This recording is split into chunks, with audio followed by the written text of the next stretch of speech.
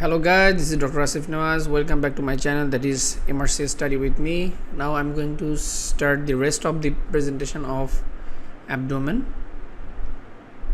Now I already discussed about the general abdominal organs. Now I will continue about the glands of the abdomen.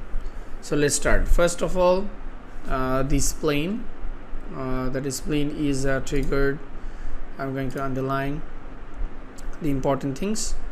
The spleen is the largest lymphatic organ of the body. It is located upper quadrant of the abdomen, and its size can be depending upon the amount of the blood it contains. Spleen is about 12.5 centimeter long and 7.5 centimeter wide, and the normal spleen is not palpable, and it is an intraperitoneal organ, not palpable. Okay, try to remember this. It is intraperitoneal, but it remains under the ribs. That's why in the normal positions it is not palpable. And the peritoneal attachment contains the hilum where the vessels enter the spleen. The spleen is almost entirely covered by peritoneum, and the adheres firmly to the capsule, and the recess, the great sac, separated from the stomach and the kidney. So it is just lateral to the stomach, or that is greater curvature of the stomach. And there is an odd number, this 1, 3, 5, 7, 9 and 11. This is 1 inch thick, 1 inch wide, 5 inch long, and weight is 7 ounces. That is 150-200 gram. Lies between the 9th and 11th ribs.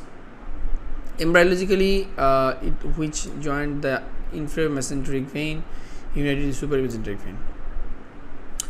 Its blood supply for splenic artery and the splenic vein, and it develops from the dorsal mesogastrium. So spleen is derived from the mesogastrium.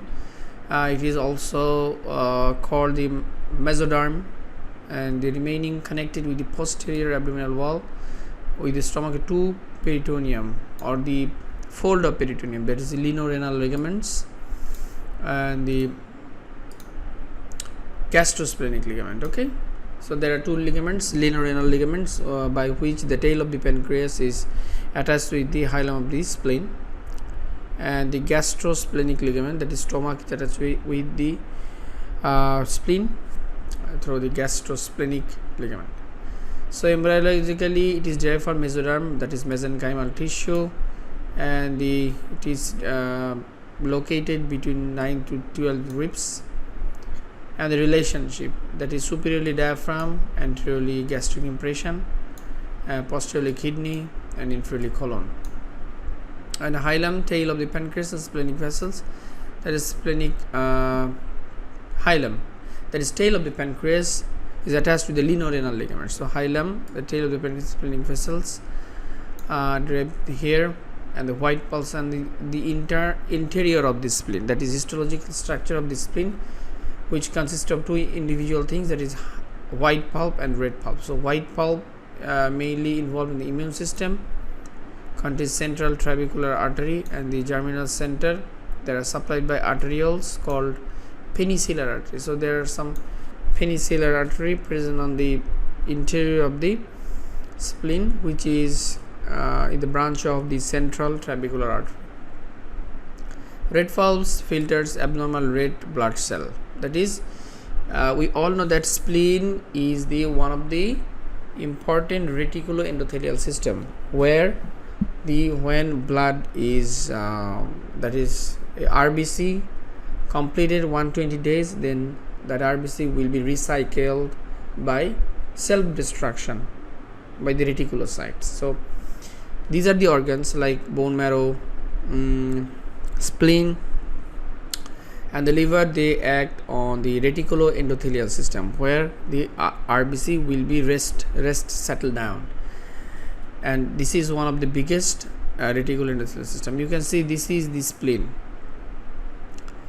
Now the functions: filtration of the abnormal blood cell, foreign bodies and the bacteria. So it will give filtration of the abnormal cells, gives immunity of hemoglobin M, which comes first to the body during infection. Production of properdin. So production of properdin and topsin, which helps to target cell, fungi and bacteria for phagocytosis. So spleen will provide properdin and topsin, which will detect or phagocytes, or to detect unwanted as to the body. That properdin and topsin, which will be provided by the spleen. And hematomesis, that is hematopoiesis, up to 5 months in the gestation. So it also forms hematopoiesis during fetal health up to the 5 month. Pooling storage of 40% platelets. It is one of the important things, very very important. Spleen is one of the storehouse of platelet, about 40%. It will help in iron reutilization and storage of monocyte. Disorder of spleen, that is there is massive splenomegaly, myelofibrosis, chronic myeloid leukemia, that is visceral leishmaniasis Kala-Jar, then the chronic myeloid leukemia. Malaria, Gaucher's syndrome, that is Gaucher's disease, also forms the splenomegaly. Other causes, the portal hypertension like secondary to cirrhosis, that is chronic liver disease, a lymphoproliferative disease, chronic lymphocytic leukemia and Hodgkin's lymphoma. Then hemolytic anemia, infection, hepatitis, glandular fever, infective endocarditis, sickle cell anemia, thalassemia, rheumatic arthritis, that is also called the Feltis syndrome, and the majority of the adult patients with sickle cell have atrophied spleen due to repeated infection. So in case of sickle cell patients, the majority of the atrophied spleen, they will have spleen atrophy. In that case, the sickle shaped RBC will not destroy in the reticulous endothelial system, that wise it will remain present in the circulation. In that case, anemia can be occurs. Now the second important organ is the liver. Liver is the largest gland of our body, which has the anatomically right and left lobe, which is supplied by right hepatic artery and the conard segment 5 to 8, and the left lobe is supplied by left hepatic artery and the conard segment are 2 to 4. Caudate lobe and quadrate lobe, this is the individual lobe, that is caudate lobe is conard segment type 1 and supplied by both right and left hepatic arteries, and the quadrate lobe is the conard segment 4, and quadrate means 4 and it is supplied by the fourth segment, and the part of the right lobe anatomically functional by part of the left lobe. That is it is something sometimes costly, but or it is sometimes confusing that right lobe is anatomically present with the quadrate lobe, but functionally it is left lobe. Porta hepatis lies behind. Okay, try to remember this. On the right side, iliac fossa, on the left side, umbilical vein. So quadrate lobe lies left to the gallbladder fossa. So and quadrate lobe lies right to the gallbladder fossa, and the gallbladder lies left to quadrate lobe, and on the other hand the left lies in the fossa of the umbilical vein. It lies behind the plane of the porta hepatis. It also lies behind the plane of porta hepatis, anterior and lateral to the inferior vena cava. So inferior vena cava is nearer to the caudate lobe, not quadrate lobe. So bile from caudate lobe drains both right and left hepatic. So caudate lobe is usually united with the left and right lobe. That's why bile and the blood supply is came from both lobe. Now the relations of the liver, that is anteriorly diaphragm and the G5 process, and posteriorly esophagus, stomach, duodenum, that is posterior inferiorly. Esophagus, stomach, duodenum, the hepatic flexure of colon, right kidney, gallbladder, inferior vena cava.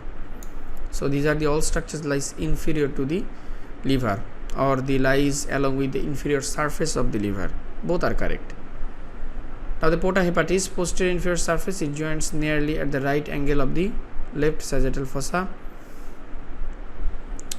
Now the porta hepatis, the transmission, that is common hepatic duct, hepatic artery, portal vein, and sympathetic, parasympathetic nerve fibers, and the lymphatic drainage and the nodes. So here are some impressions of inferior surface where there are some other organs lies within, attached with it, that is like triangular ligament. Here the bare area, which is non-peritoneal, and this is also gallbladder, and the porta hepatis. This is a quadrate lobe, this is the caudate lobe. So quadrate and caudate lobe. There are some impression, gastric impression, then colic lip lobe, esophageal infection, and the renal impression, colic impression. Okay, so you must know the pictures as well. So there are two fissures that near it is. This is the caudate lobe, this is the fissures for ligamentum venosum, and the downwards the fissure for ligamentum teres. Ultimately ligamentum teres is the remnant of left paraumbilical vein, and the fissure for ligamentum venosum is called ductus venosus, which was present in the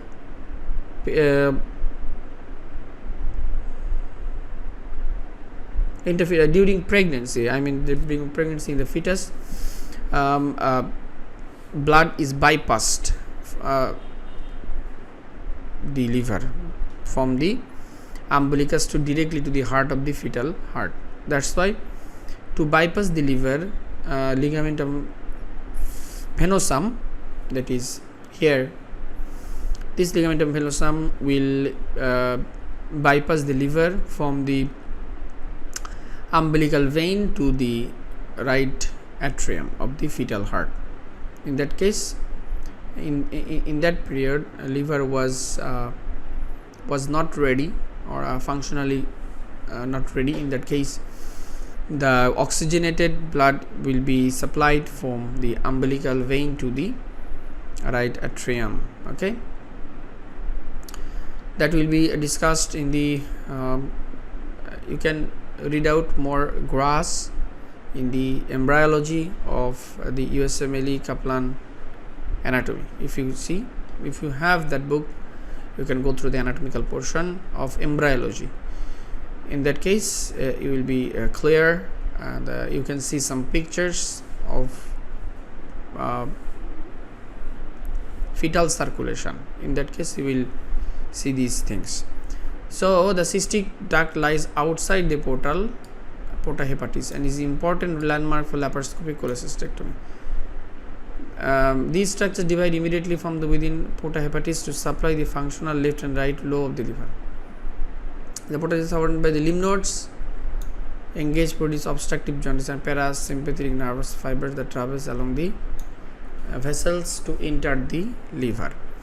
Falciform ligaments, 2 layers to fold peritoneum from the umbilicus to anterior surface that contains ligamentum teres.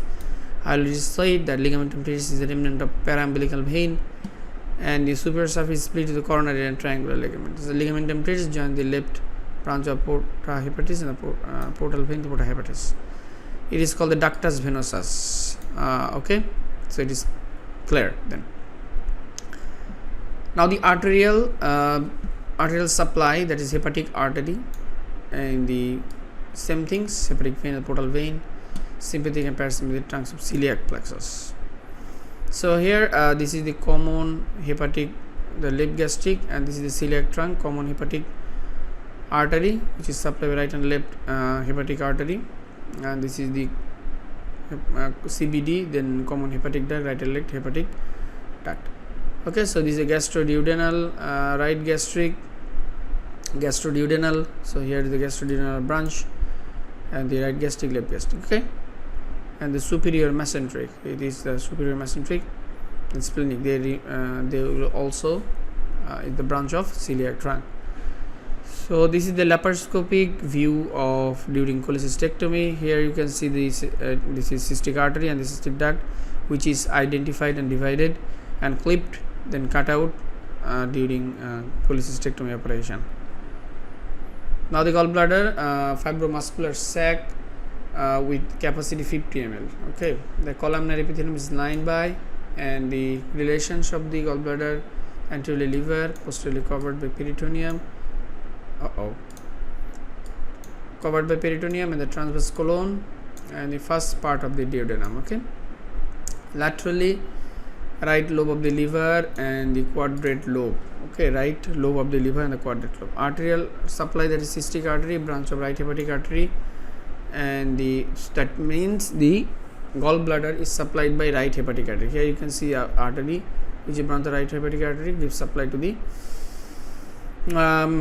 gallbladder by two branches, that is right and left, or anterior and posterior cystic branches. Directly to the liver, there are venous sinusoids, sympathetic by mid thoracic spinal cord, and parasympathetic antevagal trunk.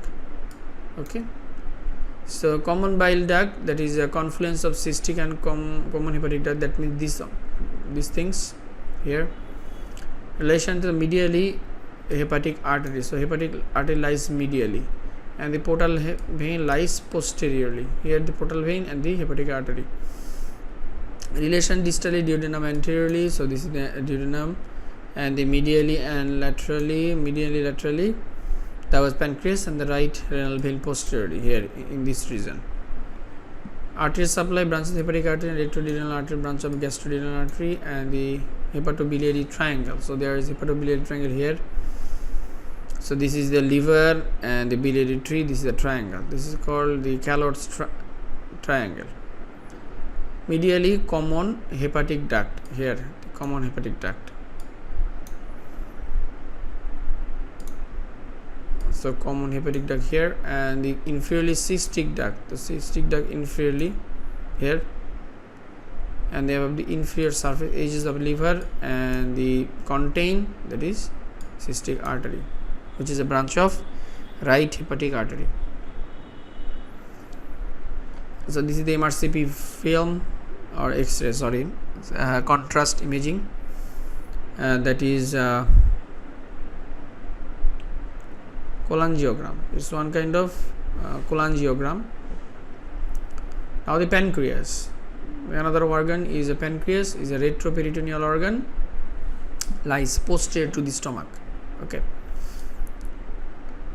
it may be assessed surgically by dividing the peritoneal reflections that connect the greater omentum to the transverse colon. Surgically by dividing the peritoneal reflection that connect the greater omentum of the transverse colon. Okay, the pancreatic head slits in the curvature of the duodenum. Its tail lies close to the hilum. The potential injury during splenectomy. So it is the question sometimes asked that the tail of the pancreas is injured in which surgery, that is splenectomy. Now the relation of this spleen. So this is the relation of the pancreas. So this is the pancreas. You can see the white area just posterior to the stomach. So first the head, the relationship of the head from posterior inferior vena cava, common bile duct, and the right leg, right and left hepatic renal vein, and the superior mesenteric artery, superior mesenteric vein. Okay, these two. Next, superior mesenteric vein and the portal vein. Okay, portal vein and superior mesenteric vein and portal vein. These two is very important for the exam, because sometimes in the MRCS exam as well as the FCPS exam, this kind of relations is asked. That is, following which structure is not present in the neck of the pancreas? This posterior or least likely to be present in the posterior part of the pancreas. Okay, so body, the left renal vein, curves of the diaphragm, psoas muscle, adrenal gland, kidney, and aorta. Okay, tail is a left kidney. Anterior to the pancreas, the first part of the duodenum. You can see the first part of the duodenum just above the head, and the pylorus. Yes, you can pylorus. You can see gastroduodenal artery just lies in front of the head, and the superior mesenteric artery, superior mesenteric vein from the uncinate process. So these two things lies through the uncinate process, the curving of the uncinate process. Body is a stomach and the gastroduodenal reflex. Okay, here duodenojejunal reflex, that is GJ junctions here, and the spleen, splenic hilum. Superior to the pancreas, celiac trunk and its branches, common hepatic artery and splenic artery.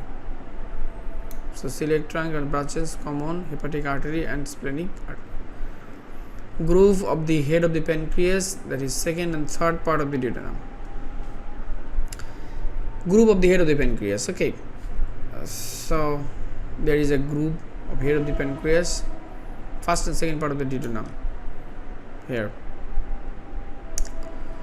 And the artery supply is a pancreatico-duodenal artery and the splenic arteries. These two arteries give supply to the pancreas, and the head, superior mesenteric vein, and tail and body is a splenic vein. Ampulla of Vater. So if I can say from the surgeon's view, this is the cut or colon, and then here the second part. Blood supply from posterior view, that is superior mesenteric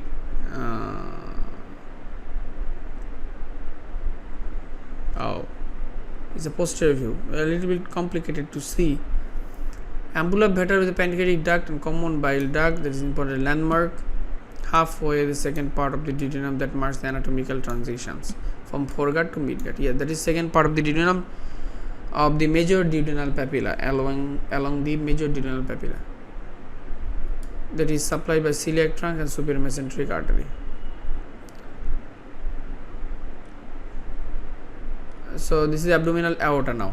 Now the gland is completed, then the great vessels. So there are some great vessels like inferior vena cava or abdominal aorta. So first of all, abdominal aorta.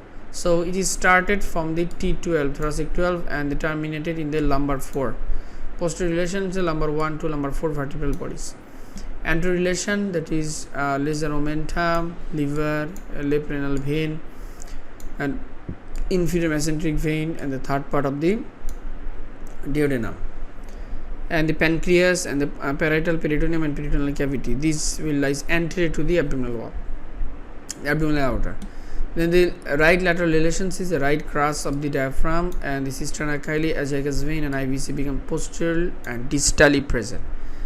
The left lateral relation, that is fourth part of the duodenum, and the duodenojejunal flexure, and the left sympathetic trunk. See, this is the abdominal part of the aorta, and it will be terminally divided into the right and left external iliac artery, that is common iliac artery, then internal iliac artery, and then external iliac artery. External iliac artery will give supply to the lower limbs, and the internal iliac artery will give supply to the pelvic organs, and the dorsal, that is lateral branches, gives supply to the vertebra along with the vertebral muscles, posterior abdominal muscles.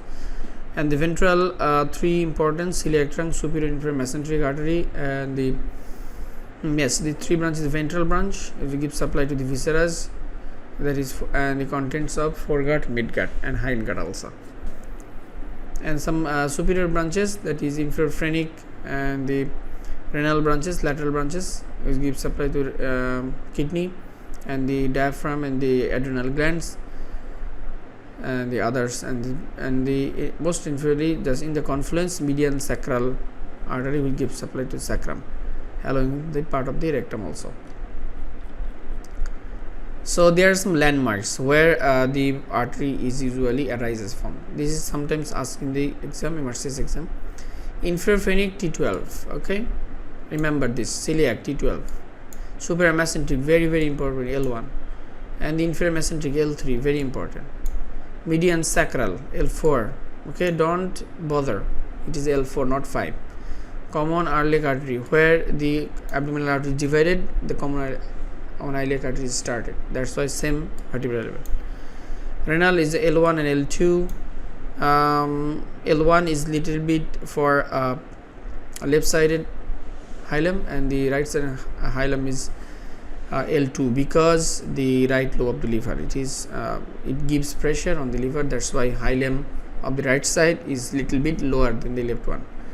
And the testicular and gonadal is L2, okay, just remember, okay.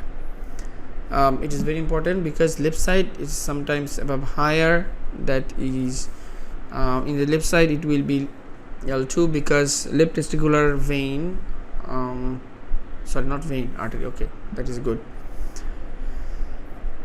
So this is all about the artery supply of the pictures. This is the celiac trunk.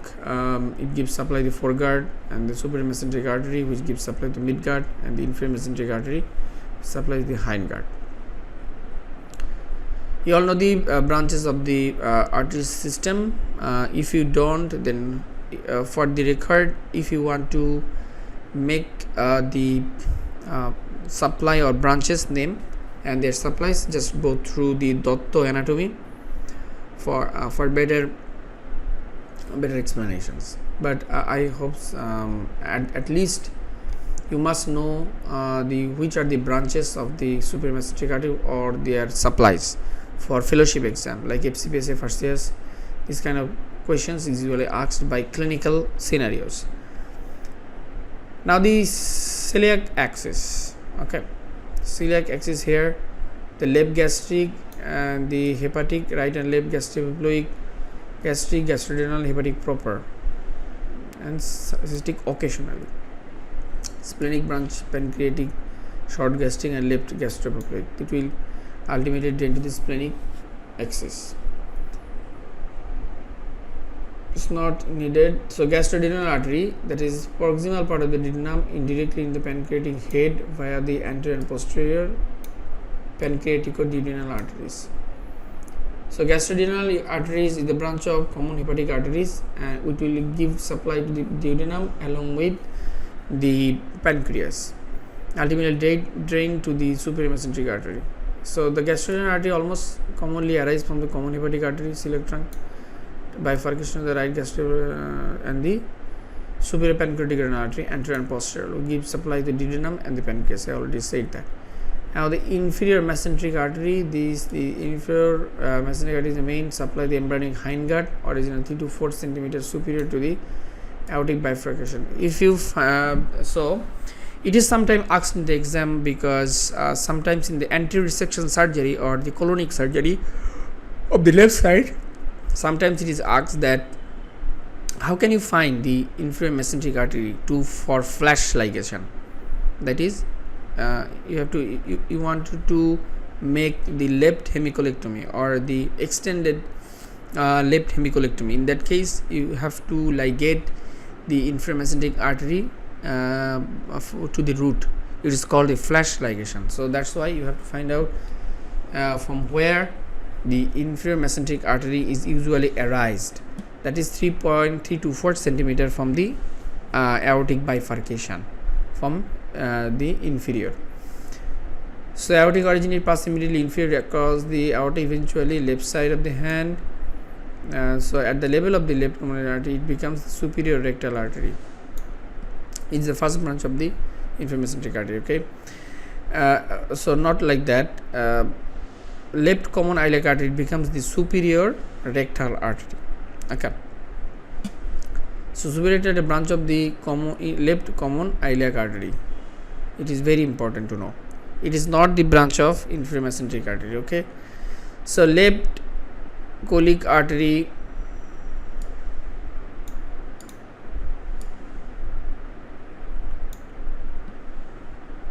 okay, so left colic artery arises from inferior mesenteric artery at its origin. More distally, 3 sigmoid arteries will exit inferior mesenteric artery to the supply the sigmoid colon. So this will give supply to sigmoid colon. So where this is the inferior mesenteric artery, and the just along with that superior rectal artery will give supply to posterior to the rectum, and these are the three important sigmoidal branch, and along is the left colic branch. Now the renal system. Now each kidney is about 11 centimeter long and the 5 centimeter wide and 3 centimeter thick. They are located in the deep gutter alongside the projecting vertebral body. So it will lies parallel to or the in both sides of the vertebral body. The anterior surface of the psoas muscle. Okay, anterior surface of the psoas muscle. So kidney lies just anterior to the psoas major muscle, and left kidney is 1.5 centimeter higher than the right one because of the right lobe. And the on the left hand side the hilum is located L1 vertebra, and the right side is L2, because the lower border of the kidney is usually alongside L3. That's why left side of the kidney lower pole will be extended up to the lumbar third vertebra. So now the relationship, right kidney relationship: posteriorly quadratus lumborum, diaphragm and psoas major muscle, and the anteriorly the hepatic flexure of colon and the liver and adrenal gland. Superiorly these two things, and the anteriorly hepatic flexure of colon and the left kidney quadratus lumborum, diaphragm and psoas major, stomach and pancreatic tail, and the spleen and adrenal gland was in the left side. Okay, spleen and adrenal gland. Here the liver and adrenal gland. So there are some similarities, because you have to think or remember the relations by watching the Netter's picture. You have to see the Netter's picture. So you can see the impressions here, where the muscle present here, the lumborum muscle lies medially, and the transverse abdominis, that is muscles of the abdominal wall, also comes from transverse abdominis and becomes the gyrotous fascia or the renal fascia. Anteriorly it is act as a transversus abdominis. When it goes just anterior, goes to the posterior surface of the kidney, then it wrap around the kidney and becomes the transverse abdominis muscle. So in that period, that transverse abdominis muscle become the gyrotous fascia or the renal fascia. Now here the kidney superlayer is enclosed the common layer of investing fascia. The transversalis fascia, it is also anterior posterior layers of gyrotous fascia, very clear. Now the renal structure: kidney surrounded by outer cortex and the inner medulla, 6 to 11 pyramid structures, and the renal branches of renal artery, renal vein, and the major minor calyces and the fat. That is, and the structure of renal hilum, the renal vein lies most anteriorly. Try to be very clear, because it is asked in the exam. What are the structures lies along the kidney hilum? First lies anterior to the kidney hilum. First is renal vein, then renal artery, then renal pelvis. So three things: most anteriorly renal vein, then renal artery, then it is an end artery, or of course there are another end artery. We already known that ileocholic artery, a central artery of the retina, and the coronary artery. These are also the end artery. So renal artery is also an end artery, and the ureter lies almost posteriorly. Okay, that is pelvis. Now the ureter is about you can see 25 to 35 centimeter long, and the muscular tube lined by the transitional epithelium. Okay, so transitional epithelium is the different epithelium from to the urinary system, and thick muscular cord, 3 muscle layers, is crosses the bony pelvis and the retroperitoneal structures. It is also retroperitoneal structures about lumbar 2 to lumbar 5, and a bifurcation of the iliac arteries lies anterior to the bifurcation of the iliac vessels. So there is renal artery, aortic branches, gonadal branches, common iliac, internal iliac branches. So artery supply is very important. Above there are 3 sources from which the ureter is get blood supply. That upper portion of the blood supply come from renal artery, and the middle portion from the abdominal aorta, and the lower portion is from the iliac vessels. Okay, so that's why lower portion is not iliac vessel, from the renal artery. So renal artery, abdominal aorta, and the inferior portion is supplied from the internal iliac vessels or inferior vesical vessels. Inferior vesical supply also give drainage to the ureter sometimes. So this is the ureteric system. That is, upper portion is renal artery, and the lower portion from the abdominal aorta, and the lower portion is from the internal iliac vessels. Okay, so internal iliac vessel gives lower part, and the middle portion is from abdominal aorta, and another one upper portion is from the renal artery. 3 arteries is very important. So ureter is developed from the mesonephric duct. Embryology. Mesonephric duct is associated with metanephric blastema. So metanephric blastema, this forms the site of ureteric part, which gives branch of the mesonephric duct. Okay, so mainly you have to understand that is it's mesonephric duct. Okay, now the adrenal gland anatomy. Adrenal gland lies above lies in the upper pole of the both kidney, and which development is individualized, not along with the kidney. So it is superior medially to the above upper pole of the kidney, and the relationship is very, very important. The right adrenal, that is anterior hepatorenal pouch at the bare area of liver anteriorly. In the the right side, the part of the suprarenal gland lies posterior to the inferior vena cava. It is sometimes asked, that is, which adrenal gland lies posterior to the inferior vena cava, right or left? That is right part. Okay, so inferiorly kidney and posterior diaphragm, and the medially inferior vena cava, very, very important. And the left side, the crus of the diaphragm, posteriorly inferior pancreas and splenic vessels, and the anterior lesser sac and stomach, that is stomach bed. And the arterial supplies is peculiar. It is also like the ureter. Like arterial supply, superior adrenal arteries from the inferior phrenic, and the middle adrenal from the aorta, and the inferior phrenic from the renal arteries. Okay, it is very much important for exam. And a venous, the right adrenal gland direct from inferior vena cava, left adrenal gland from the left renal vein. It's like gonadal structures or artery supply of the gonads. So it is a whitish area. So from 3 sources it will give supply. One is from the inferior phrenic, then another one is the right abdominal, and the another one is renal.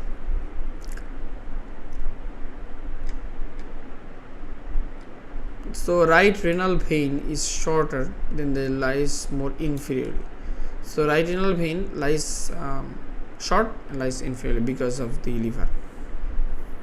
And here you can see there is a peculiarity. That's which structures goes upward. The superior mesenteric artery just above the left renal vein. You can see this is the complex structures. You can see the superior mesenteric artery lies anterior to the renal vein. Sometimes it is very important, because superior mesenteric artery is sometimes affected with aneurysm. So during aneurysm, so left sided renal vein will difficult to mobilize. Now the prostate gland. The prostate gland is approximately shape and size walnut, located inferior to the bladder, separated from the rectum by the Denonville's fascia. Denonville's fascia lies just anterior to the prostate, and is blood supply there for inferior internal iliac vessels via inferior vesical artery. Okay, so sometimes during ureter blood supply, if there is an options of what arteries give supply to the inferior part of the ureter. Okay, in that case, in some options there is internal iliac artery, or in some options there is inferior vesical artery. Both are correct, because inferior vesical artery ultimately derived from internal iliac artery. So this same blood supply will give supply to the bladder also. That's why both options are correct. So I mean true. Artery supply, that is the inferior vesical artery from internal iliac artery. So venous dens, posterior venous plexus, paravertebral veins.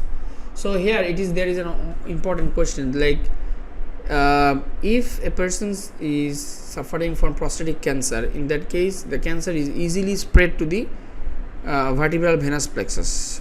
By how they goes to the vertebra, because prostatic venous plexus is valveless. In that case, the malignancy can easily spread to the vertebral venous plexus, and they are reunited. That's why easily prostatic carcinoma is easily spread to the vertebra. That's why bony metastasis is more common due to the abnormal absence of valve in the prostatic venous plexus. So innervation by inferior hypogastric plexus, sympathetic supply, and the lobes, posterior lobe, posterior urethra, median lobe, posterior to the urethra, and between the ejaculatory ducts.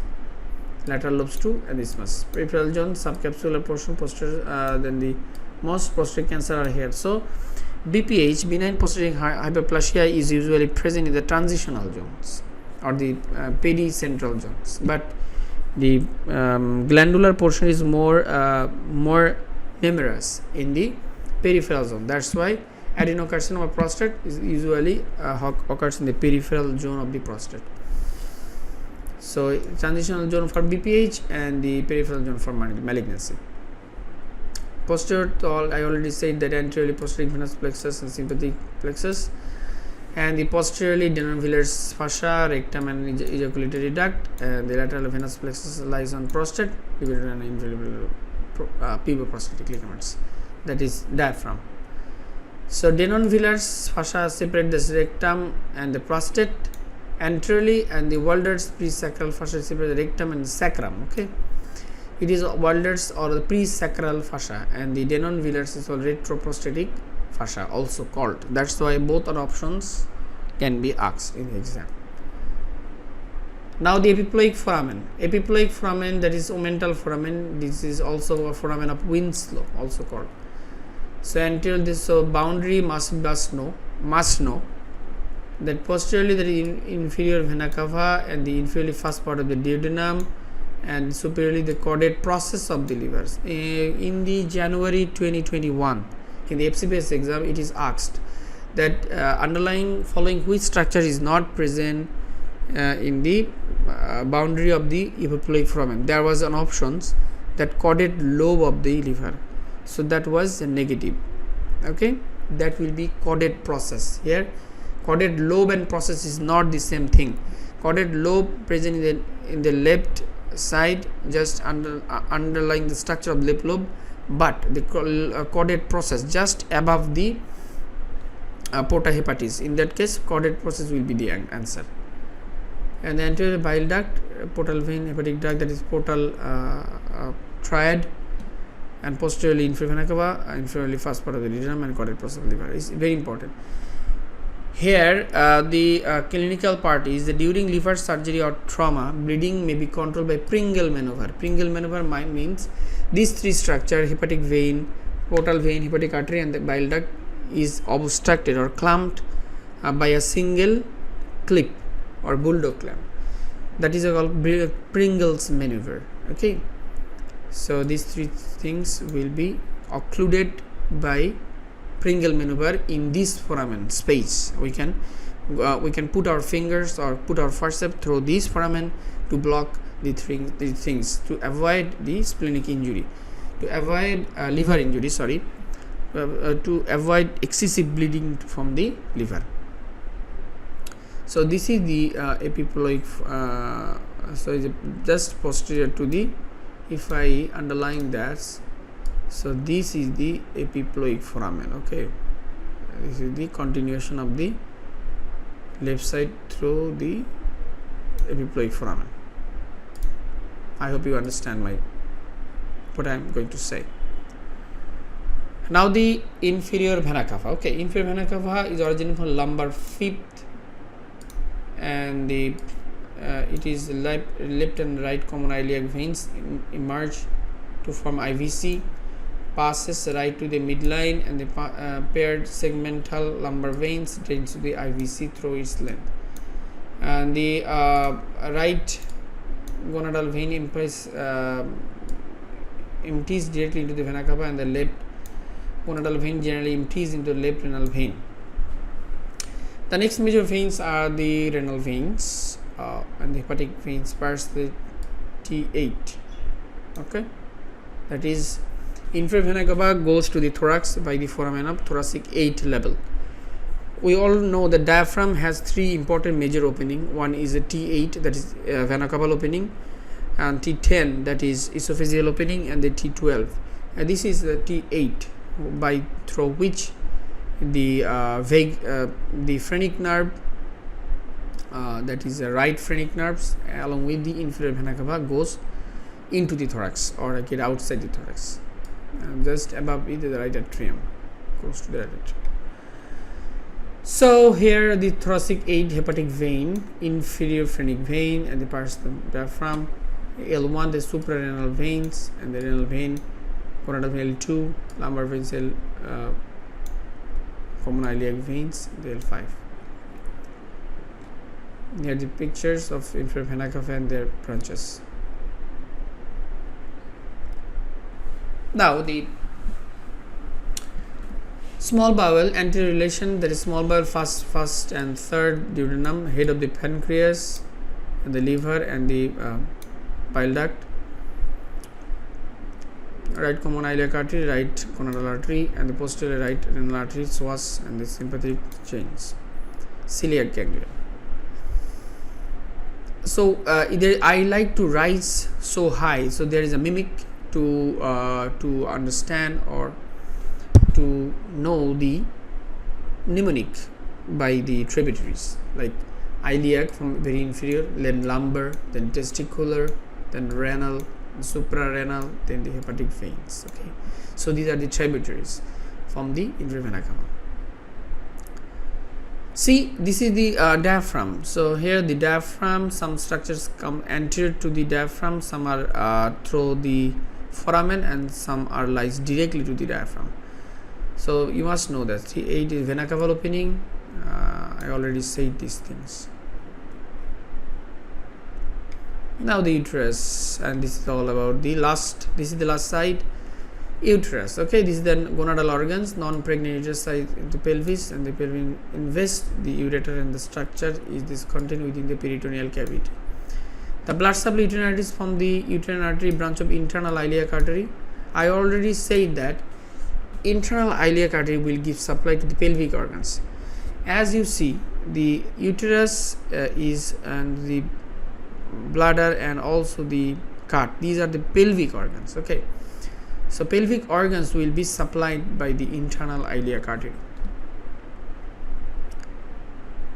and the ovarian vessels superiorly, and the ovarian vessels, that is ovarian artery, which is direct branch of the abdominal aorta.